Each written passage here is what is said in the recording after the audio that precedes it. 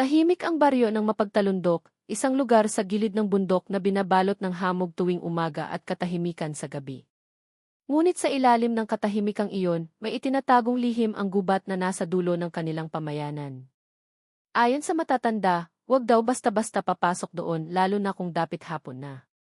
Ngunit, gaya ng karamihan sa kabataan, hindi seryoso ang tingin ni Nare, Lito, Denden at Cora sa mga kwento ng matatanda. Akala nila ipampaantok lang iyon, hanggang sa isang gabi ng camping, may natuklasan silang hindi maipaliwanag. Biyernes ng hapon nang magsimulang maglakad ang apat papasok sa masukal na bahagi ng gubat.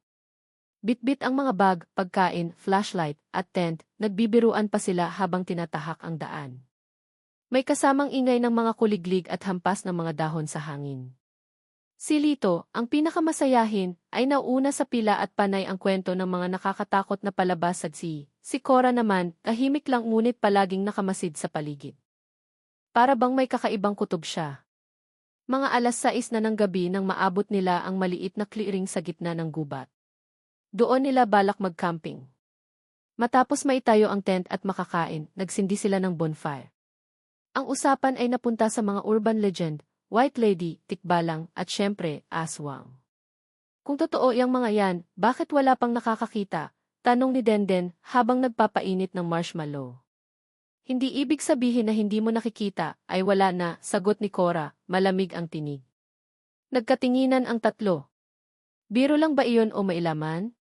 Habang nagkakatuwaan, napansin ni Lito na may kakaibang liwanag sa may masukal na bahagi ng kakahuyan. Tila ba may maliliit na apoy na umaaligid? O, mga fireflies. Tara, silipin natin, aya niya. Dala ang kanilang flashlight, sinundan nila ang mga ilaw papasok sa makapal na damuhan. Palalim ng palalim ang kanilang nilalakaran hanggang sa makaramdam sila ng malamig na simoy ng hangin, hindi karaniwan para sa tag-init. Achoo, biglang bumahing si Ray. Parang may kakaiba sa hangin dito. Amoy luma parang bulok na kahoy na may kalawang. Ngunit hindi iyon bulok na kahoy. Sa gitna ng damuhan, may natagpuan silang nakahandusay, isang bangkay. Pero hindi ito ordinaryong bangkay. Mukha pa ring buo, tila bagong patay ngunit walang dugo. Ang katawan nito ay tila hindi naagnas. Ang mata ay nakadilat pa, blanko ang titig. May tila anino ng pighati at galit sa mukha nito. At sa paligid ng bangkay, may mga uwak na hindi natitinag, parang bantay.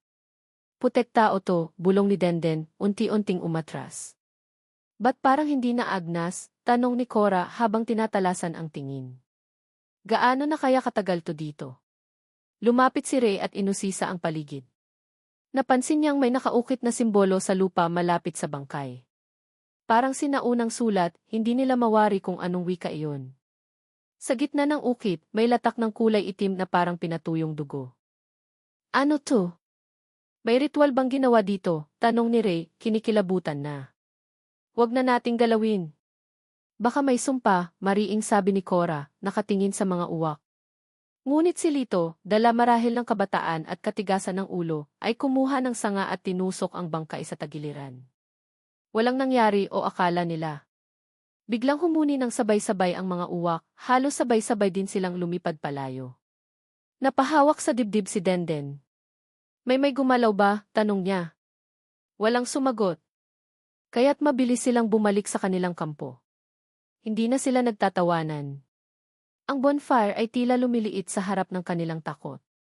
Wala ni isa sa kanila ang makatulog ng buo o mapakali sa buong gabi. Pagputok ng araw, dali-dali silang nagligpit at umuwi sa baryo. Ngunit kahit nakalayo na sila sa gubat, tila iniwan na sila ng katahimikan. Kinagabihan, habang nakahiga si Ray, nakarinig siya ng mahinang pagbulong sa kanyang tenga. Binalisan niyo ang aking pahinga, napabalikwas siya ng bangon. Wala naman siyang kasama sa kwarto. Samantala, si Lito, na siyang humipo sa bangkay, ay nagsimulang managinip ng mga sunog na kagubatan, ng mga umiiyak na mukha, at ng bangkay na biglang bumabangon. Sa loob ng isang linggo, lahat sila ay nakakaramdam ng hindi maipaliwanag na presensya. Parang laging may nakamasid, may aninong sumusunod, at may malamig na hangin kahit tanghaling tapat. Doon pa lang nila naisip, may nabuksan silang hindi dapat binuksan. At ang bangkay ay baka hindi lang basta bangkay. Makalipas ang ilang araw mula sa kanilang pag-uwi, tuluyan nang nagbago ang takbo ng buhay ni Rey, Lito, Denden at Cora. Hindi na ito ang simpleng camping na akala nilang magiging alaala lamang ng kabataan. Ang mga gabing dati tahimik at payapa ay naging puno ng mga tunog at bulong na hindi nila maipaliwanag. Unang nakaramdam si Lito ng pagbabago. Isang madaling araw, nagising siya sa malakas na kalabog sa kanilang bubungan. Dahan-dahan siyang tumayo mula sa kanyang banig, lumapit sa bintana, at sinubukang silipin kung anong bumagsak. Ngunit wala siyang nakita, maliban sa aninong biglang dumaan sa gilid ng kanyang mata. Sumunod na gabi, habang nakahiga sa papag si Denden, narinig niya ang tila pag-ungol mula sa ilalim ng kanyang kama. Ibalik mo ang aking kapayapaan. Malinaw iyon. Hindi imahinasyon. Ma! Sigaw niya habang tumatakbo sa labas ng kwarto. Ngunit nang dumating ang kanyang mga magulang, wala silang narinig. Nagsimula na ring mag-iba ang ugali ni Rey. Palagi siyang tulala, hindi na sumasama sa mga barkada, at minsan ay nakikita siya sa simbahan na nakaupo ng matagal, nakatitig lamang sa altar.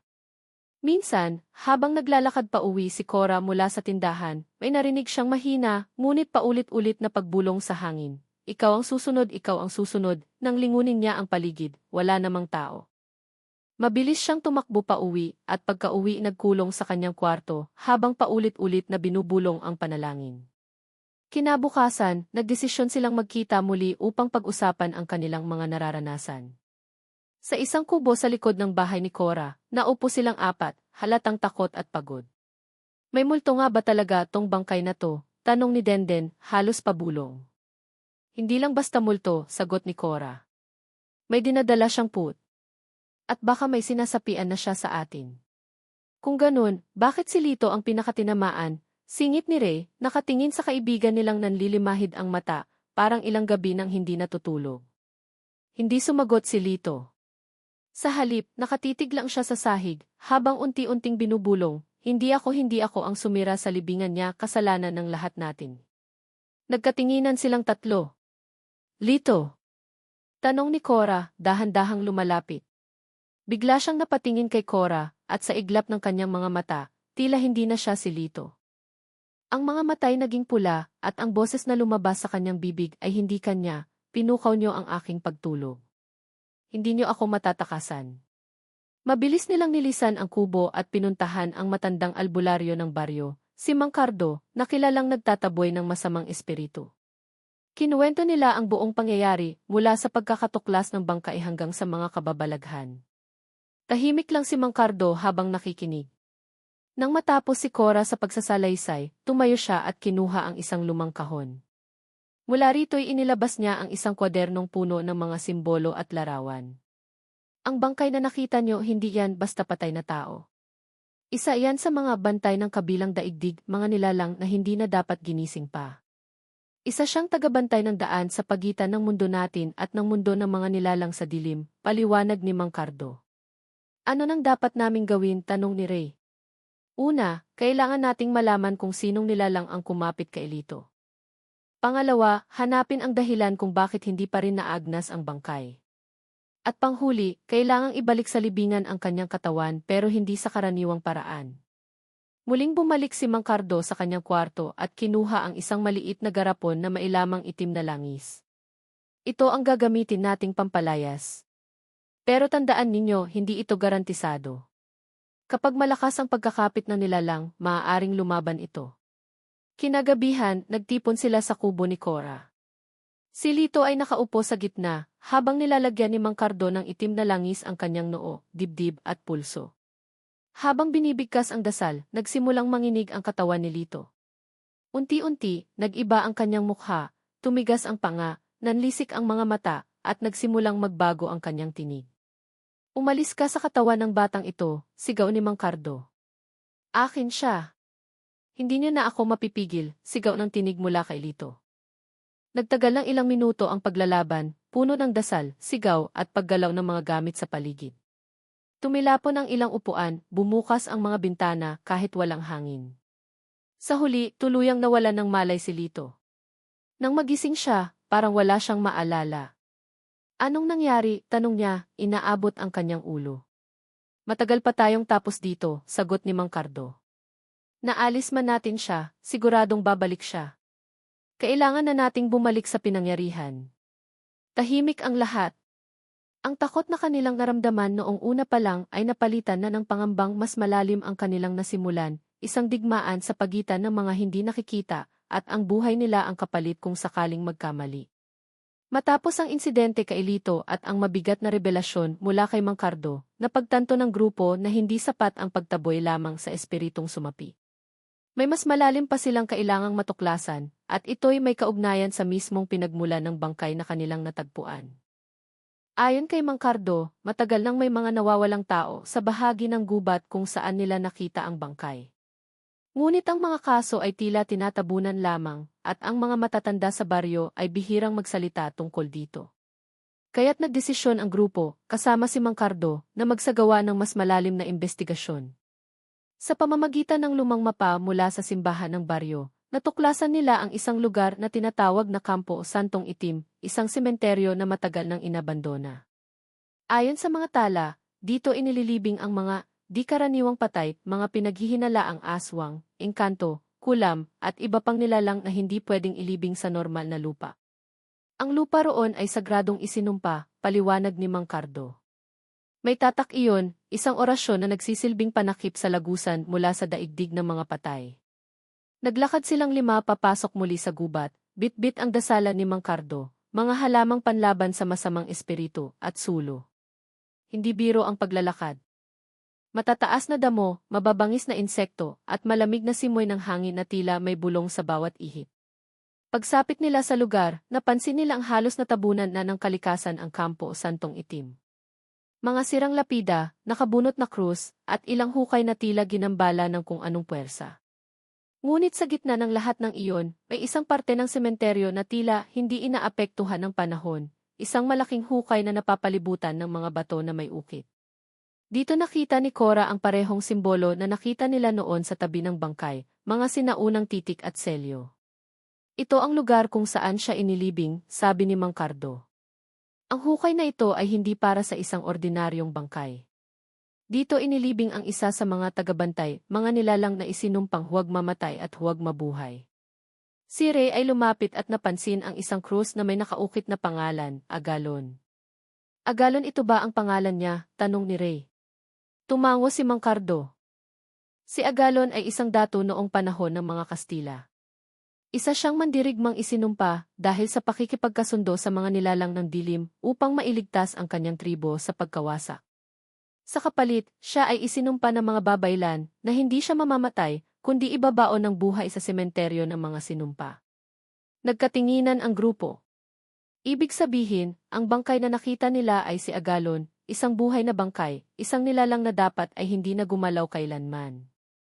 Nung ginalaw niyo ang katawan niya, nabasag ang orasyon na nakaukit sa lupa, dagdag ni Mang Cardo. At ngayon, nagising siyang muli. Habang pinag-aaralan pa nila ang paligid, biglang napalibutan ng malamig na hangin ang lugar. Isa-isang namatay ang kanilang mga sulo, at ang hangin ay nagdala ng boses, hindi isa, kundi marami.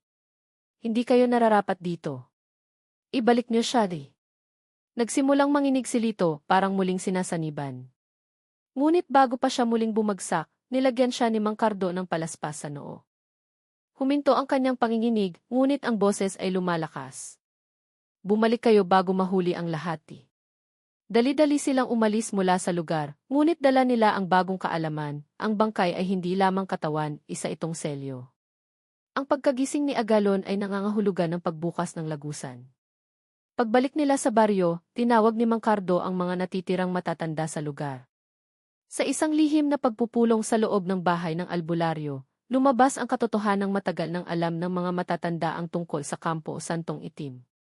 Panahon pa ng mga ninuno namin, binabantayan na ang sementeryong iyon, paliwanag ni Lola Miling, isa sa mga pinakamatanda sa baryo. Tuwing ika-negatibo 13 ng buwan, may mga nawawala. Pero walang nagpapaimbestiga. Sadyang tinatanggap na lang, dahil mas takot kami sa kung anong pwedeng bumangon kung pakikialaman pa iyon. Ngunit huli na ang lahat. Ginalaw na ng 4 na kabataan ang katawan ni Agalon. Nabasag na ang selyo. May isang matanda, si Lolo Dario, ang nagsabi ng nakakatakot na posibilidad. Kapag ganap na nagising si Agalon, babalik siya sa paghahanap ng kanyang mga kalaban, ang mga babailan na siyang nagsumpa sa kanya. Ngunit dahil patay na ang mga iyon, ang dugo ng mga kabataan ang maaaring maging kabayaran. Tahimik ang lahat.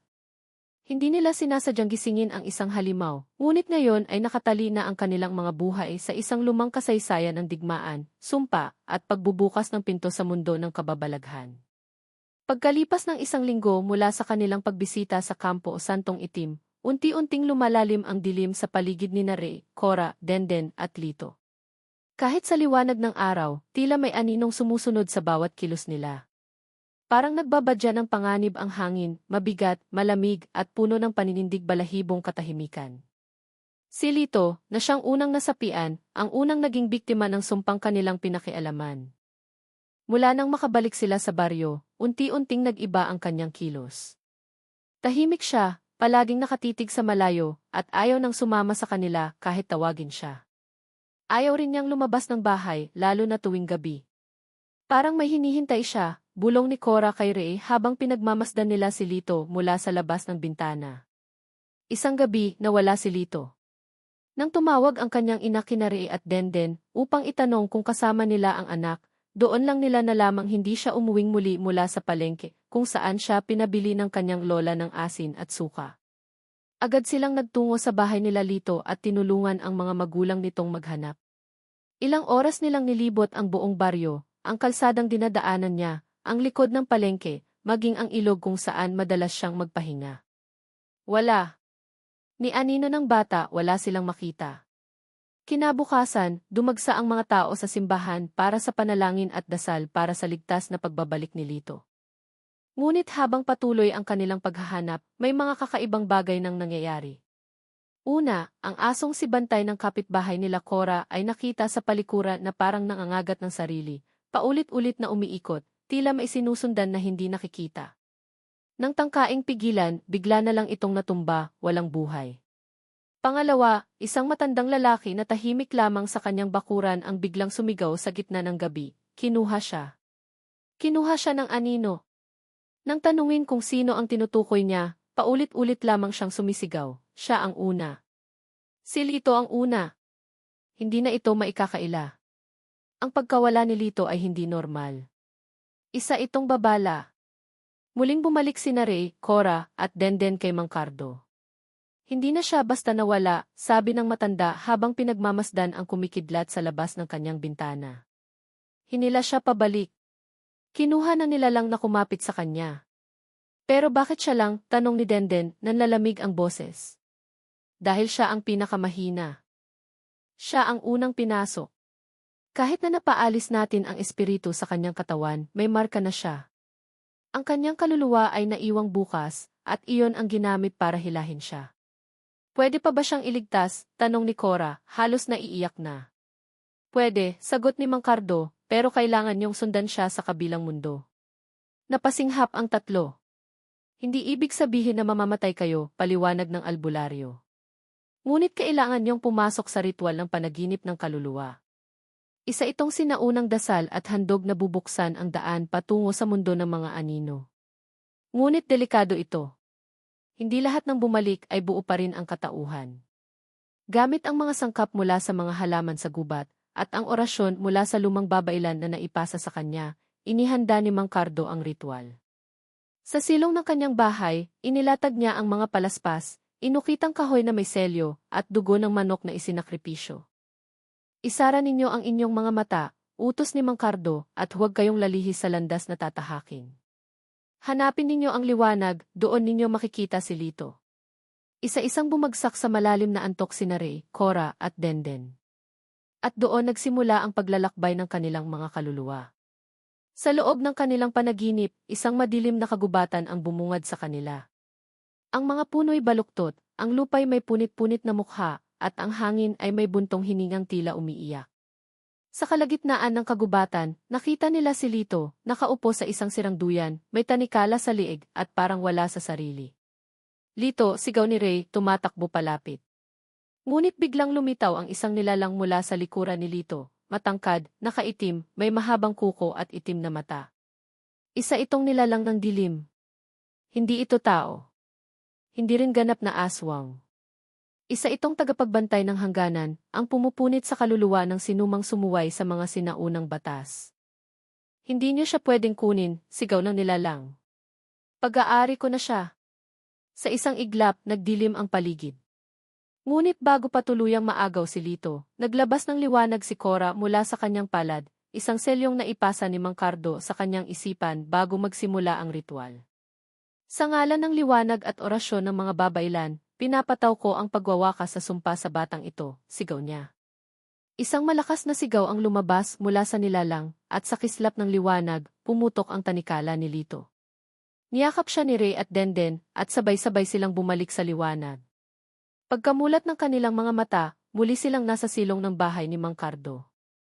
Hinihingal, pawis na pawis, ngunit buo. Ngunit wala si Lito.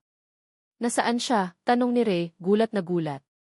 Biglang bumukas ang pintuan at nandoon si Lito. Basang-basa ang kanyang kasuotan, tila bagong gising mula sa bangungot at nanginginig. Ray? Denden? Cora, tanong niya, halos hindi makapaniwala. Nagyakapan silang lahat. Ngunit bago sila makalabas ng bahay ni Mang Cardo, bumulong ang albularyo, huwag kayong masyadong magdiwang. Ang pagbalik ni Lito ay may kapalit. At ang nilalang sa kabila ay hindi pa tapos. Pagkatapos ng matinding ritual para mailigtas si Lito mula sa mundo ng mga anino, pansamantalang tumahimik ang paligid. Ngunit sa ilalim ng katahimikan ay isang unti-unting lumalakas na alon ng sumpa, na ngayon ay hindi na lamang nakakapit kay Lito, kundi unti-unti nang pumapasok sa dugo ng buong grupo. Nagsimula ito nang mapansin ni Cora na may kakaibang marka sa braso ni Lito, isang maitim na linya na waring gumagapang pababa. Kahit anong hugas at dasal ang gawin nila, hindi ito nawawala. Sa halip, ito'y parang lumalalim. Tila ba may tinatakasan ang marka, sabi ni Mang Cardo habang sinusuri ito. Isa itong box ng sumpa. Hindi sapat ang ritual na ginawa natin. Nakuha natin ang kanyang kaluluwa, pero naiwan ang sumpa sa laman at dugo niya. Hindi lamang si Lito ang apektado. Napansin din ni Ray na tuwing madaling araw, nakakapanaginip siya ng parehong kagubatang nilakaran nila sa ilalim ng ritual. Ngunit sa panaginip niyang iyon, hindi na lamang si Lito ang nasa duyan. Isa-isa na ring naupo roon sina Cora, Denden at minsan, pati siya. Mas lalong naging malinaw ang katotohanan, ang ugnayan nila sa nilalang ay hindi natapos sa ritual. May tali sa pagitan nila, tali na nakaangkla sa kanilang dugo. Bakit kami? Tanong ni Denden isang gabi, habang nakatambay sila sa lumang waiting shed. Bakit tayo ang nadamay? Hindi lang dahil tayo ang nakapulot sa bangkay, sagot ni Cora. May mas malalim pa. Parang tayo mismo ang hinahanap ng sumpa. Nagtungo sila kay Lola Miling, ang matandang babailan na nagsiwalat noon tungkol kay Agalon. Sa ilalim ng liwanag ng lampara, isinalaysay niya ang isang lumang alamat ng kanilang bayan. Noong unang panahon, sabi niya, may 4 na pamilya na pinili ng mga babailan upang maging tagapangalaga ng selyo, isang sinaunang kapangyarihan na pumipigil sa pagbabalik ng nilalang mula sa kadiliman. Bawat pamilya ay may dalang kasangkapang ritual, at ang kanilang dugo ay may bahid ng pananggalang. Ngunit nang dumating ang mga mananakop, ang mga pamilya ay naghiwa-hiwalay. Isa ang nagtaksil at ibinenta ang lokasyon ng Kampo Santong Itim, ang huling pinagtataguan ng selyo. Hindi mo siguro alam, Re, dugtong ni Lola Miling, na ang apelyido mong Carpio ay isa sa mga pamilyang tagapangalaga noon. At si Lito, mula sa angka ng mga Konstantino, ay kabilang rin sa kanila. Sina Cora at Denden, mga inapo ng mga babailan. Nagulat ang grupo. Ang simpleng pagkakapulot nila ng bangkay ay hindi pala aksidente. Dala nila sa dugo ang kasaysayang hindi nila kailanman pinili, ngunit ngayon ay kailangang harapin. Ang pagbagsak ng selyo, dagdag ni Lola Miling, ay pagsubok sa dugo ninyo. Kapag hindi ninyo pinagtibay ang ugnayan ninyong 4, kayo mismo ang magiging bagong lalagyan ng sumpa. Ipinaliwanag ni Mang Cardo na ang ugnayan ng dugo at sumpa ay isang masalimuot na puwersa. Kapag ang dugo ng mga tagapangalaga ay nalapitan ng kadiliman, ito ay nagiging daluyan, parang tubo na pwedeng pasukan ng mga espiritong nawalan ng tahanan. Simula noon, sinimulan nilang turuan ang 4 sa mga sinaunang dasal at gamit babailan, paano gumawa ng anting-anting, paano gumamit ng usok ng dahon ng alagao, paano bumigkas ng pagtanggi sa anino. Habang ang bawat isa ay natututo, unti-unti ring lumalakas ang koneksyon nila sa kanilang nakaraan. Ngunit habang lumalalim ang kanilang kaalaman, lumalakas din ang puwersang pilit bumabagsak sa kanila. Isang gabi, habang nag-ensayo sila sa silong ng bahay ni Mang Cardo, bigla na lang namatay ang lahat ng ilaw. Napuno ng usok ang paligid. At mula sa likod ng mga anino, lumitaw si Agalon. Hindi na siya ang bangkay na una nilang nakita. Ang anyo niya ngayon ay higit pa sa tao, mahaba ang buhok, itim ang mga kuko, at ang kanyang mata ay puno ng galit at apoy. Akala ninyo itapos na, Anya, ang boses ay parang halinghing ng libo-libong kaluluwa. Hindi pa tayo nagsisimula.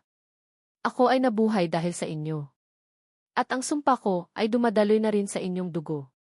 Hinampas ni Agalon ang sahig at sa isang iglap tumalsik ang lahat. Si Ray ay naitapon sa dingding, si Cora ay nabuwal, at si Denden ay muntik mawalan ng malay. Si Lito, sa halip na umatras, ay tila biglang nanigas sa kinatatayuan.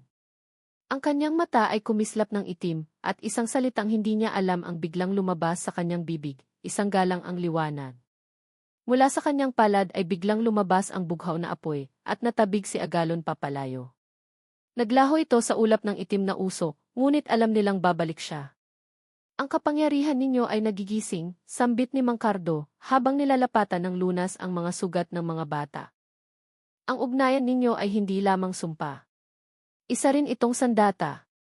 Pero dapat ninyong piliing pagtibayin ito, dahil kapag kayo'y nagkawatak-watak, isa-isa kayong babagsak. Napatingin sila sa isa't isa. Sa gitna ng takot at sakit, alam nilang may isang bagay silang pinanghahawakan, hindi sila nag-iisa.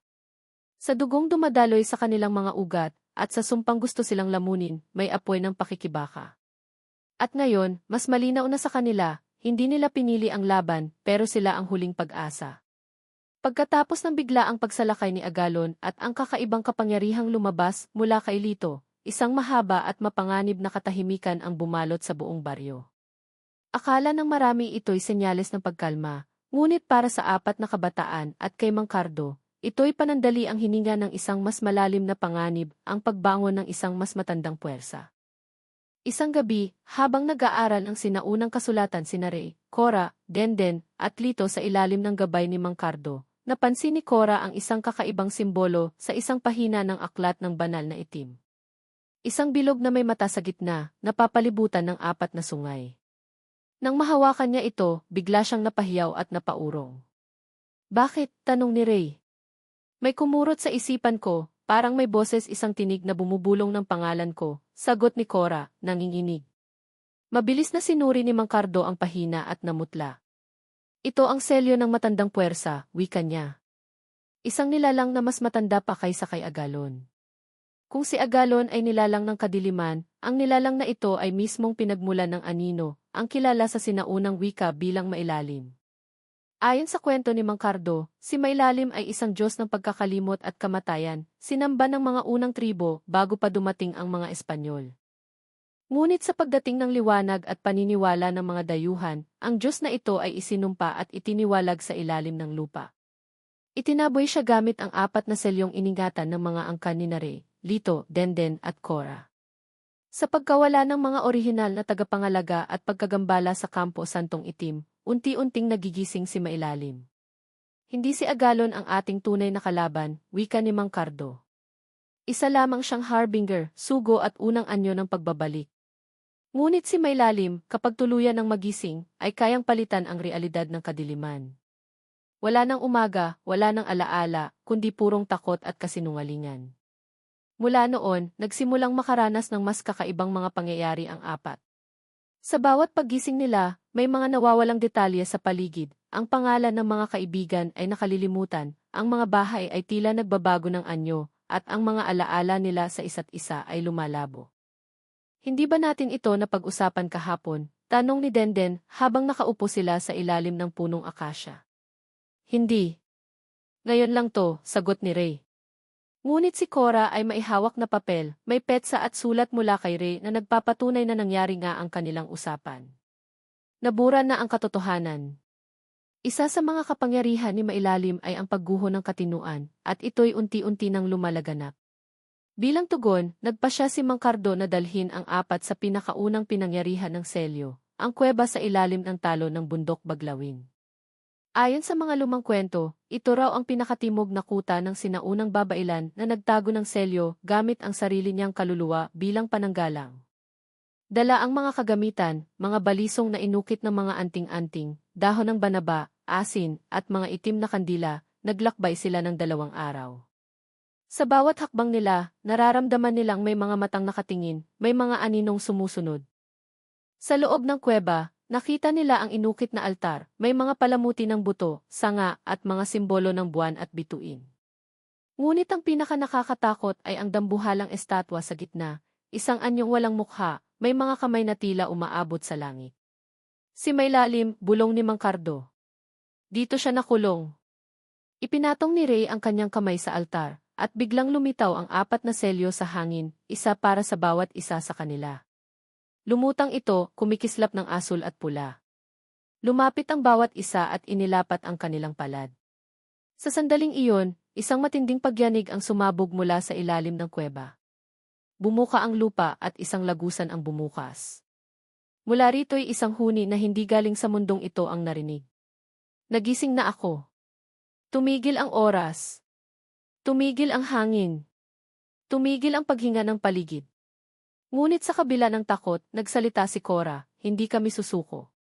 At sa biglaang liwanag, ang 4 na selyo ay pumasok sa kanilang mga katawan. Isa itong tipan na sila na ngayon ang bagong mga tagapangalaga. Hindi na lamang tagasunod ng nakaraan, kundi mismong sandata ng bagong henerasyon laban sa dilim. Paglabas nila ng kuweba, nakita nilang nagbabago na ang mundo. May mga anino sa liwanag ng araw. May mga bulong sa ilalim ng tubig. At sa pinakaitaas ng ulap, tila may matang nagmamasid. Nang gumising si Mailalim, hindi na ito isang simpleng banta. Isa na itong realidad na unti-unting pinapawi ang mga batas ng mundo. Hindi na gumagana ang mga relo sa baryo. Ang mga bata ay biglang napapatahimik at natitigilan. Ang mga alagang hayop ay ayaw nang tumingin sa mga anino. May mga taong nawawala tuwing dapit hapon, para na lamang bang nilulunok ng dilim. Sa gitna ng kaguluhan, sina Ray, Cora, Denden, at Lito, na ngayon itaglay ang kapangyarihan ng 4 na sinaunang selyo, ay kailangang harapin ang pinakamatinding pagsubok sa kanilang buhay, ang pagsagupa sa simbolo ng kadiliman. Isang dambuhalang anyo na pisikal na katawan ni Mailalim sa ating mundo. Hindi ito basta multo, paliwanag ni Mang Cardo. Isa itong laman ng takot ng libo-libong kaluluwa na kinalimutan ng panahon. Isa itong halimaw na ginising mismo ng inyong sariling takot at hindi na ito matatalo ng dasal lang. Nagsimula silang maghanda. Binalikan nila ang lumang Campo Santo na ngayon inilamon na ng itim na alon. Doon nila matatagpuan ang sentro ng kadiliman, ang lugar kung saan unang nilabag ang selyo at kung saan nakatakdang bumangon ang simbolo. Sa tulong ni Mang Cardo at Lola Miling, inihanda ang isang lihim na ritual, ang pagbubukas ng liwanag ng 4. Bawat isa sa kanila ay kailangang harapin ang kani-kanilang personal na kinatatakutan bago nila magamit ang ganap na anyo ng kanilang kapangyarihan. Si Ray ay kailangang harapin ang bangungot ng kanyang ama, na nasawi sa digmaan dahil sa paninindigan. Sa kanyang panaginip, inakalang pinabayaan siya ng ama, pero ngayon ay naintindihan niya, ang tunay na lakas ay ang paninindigang huwag maging bahagi ng kasamaan, kahit pa ito'y mapanganib. Si Cora ay kailangang tanggapin ang kanyang dugo bilang apo ng isang babailan at hindi itago ang kanyang lakas sa likod ng hiya at takot. Nakita niya sa kanyang pangitain ang sunog na bahay ng kanyang lola, ngunit ngayon ay tinanggap niya ang apoy bilang parte ng kanyang kapangyarihan. Si Denden ay hinamon ng aninong nagpapakita ng sarili niyang insecurities, ang pagiging walang silbig sa grupo. Ngunit pinatunayan niyang ang tibay ng puso ang pinakamatatag na armas. Si Lito ay muling hinarap ang aswang sa kanyang bangungot, ngunit sa pagkakataong ito, hindi siya tumakbo. Nakita niya sa salamin ang sarili bilang aswang, at doon niya natutunan na kahit sino ay maaaring kainin ng dilim, pero kaya ring lumaban dito. Pagkatapos ng pagsubok, muling nagtipon ang 4 sa gitna ng Campo Santo. Sa oras na iyon, umangat na sa lupa ang simbolo, isang dambuhalang nilalang na walang mukha, may katawan ng ahas, pakpak ng paniki, at mga matang kumikislap ng pula. Ang himig ng paligid ay naging katahimikan ng libingan. Ngunit sa gitna ng dilim, lumitaw ang apat na liwanag, bughaw kay Rey, dilaw kay Korra, berde kay Denden, at pula kay Lito. Sa pagsasanib ng kanilang enerhiya, nabuo ang liwanag ng apat, isang bilog na kumakatawan sa pagkakaisa ng selyo, dugo, at paninindigan.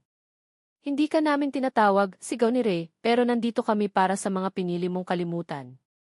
Sa unang sagupaan, itinapon sila ng simbolo. Isang hampas lang ng buntot nito at lumipad si Lito papunta sa puno. Ngunit bumangon siya. Gumamit si Korra ng apoy mula sa kanyang mga palad para lumaban.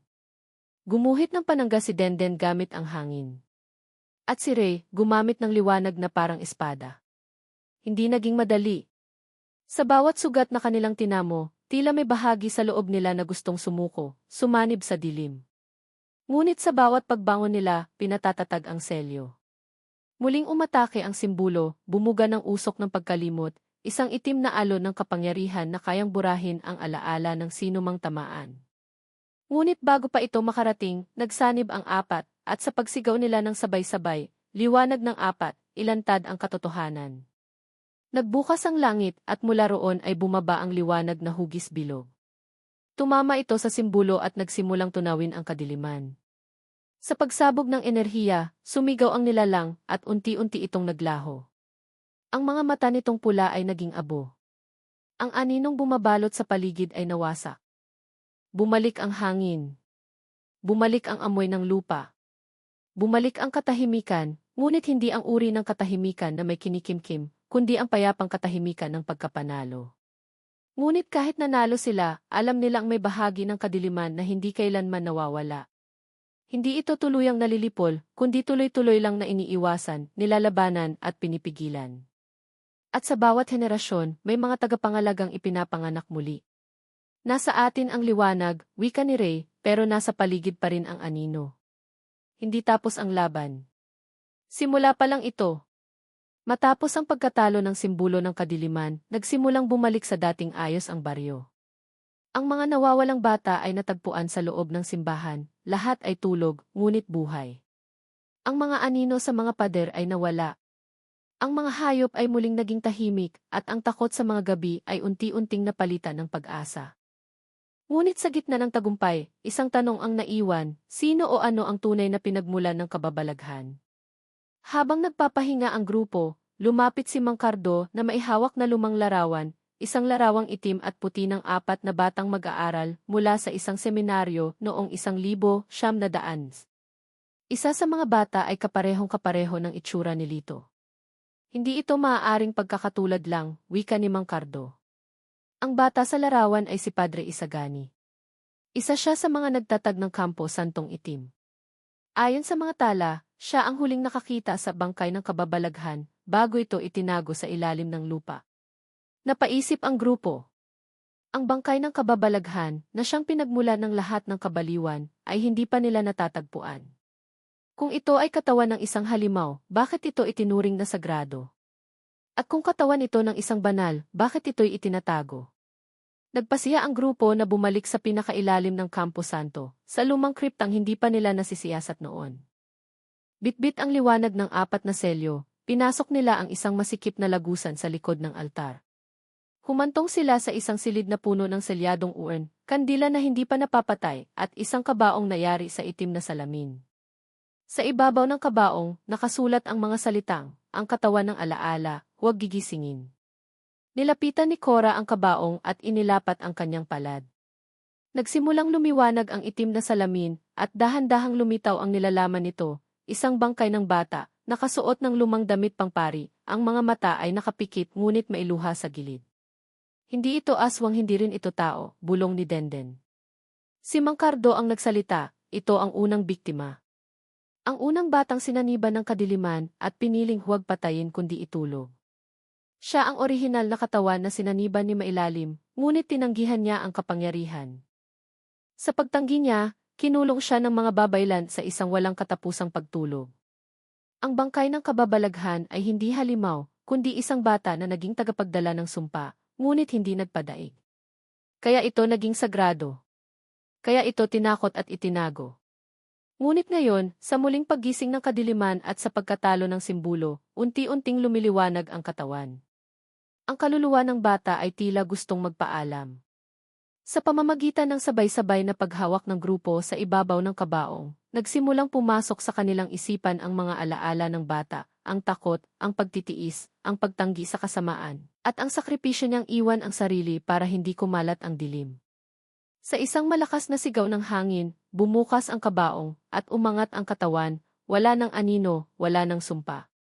Isa na lang siyang liwanag. Umangat ito patungo sa kisame ng kripta at naglaho bilang bituin sa kalangitan. Sa sandaling iyon, nawala ang huling bakas ng kababalaghan. Ang lugar ay naging tahimik at ang pakiramdam ng bigat ay tuluyang nawala. Ang bangkay ng kababalaghan ay natubos. Pagkatapos ng lahat, bumalik ang apat sa kanilang dating buhay. Ngunit hindi na sila katulad ng dati. Si Ray ay naging guro, nagtuturo ng kasaysayan ng mga di nakikitang digmaan sa mga kabataan. Si Cora ay nagsimulang magturo ng babailan practices at pagtanggap sa mga paniniwalang inilibing ng modernong panahon. Si Denden ay nagtayo ng tahanang ampunan para sa mga batang nawawala at biktima ng kababalaghan. At si Lito, na ngayon itanggap na ang kanyang kahinaan at pinagmulan, ay naglakbay upang hanapin ang mga lugar na apektado ng kadiliman. At si Mang Cardo, wala na. Iniwan niya ang isang liham, ang kwento ay hindi tungkol sa pagwawakas ng dilim. Ito'y tungkol sa liwanag na pinipiling manatili. Nasa inyo ang susi, mga anak. Hindi lahat ng kababalaghan ay masama, ang ilan ay paalala lamang na may mga misteryo tayong hindi kailangang lutasin, kundi igalang. 4.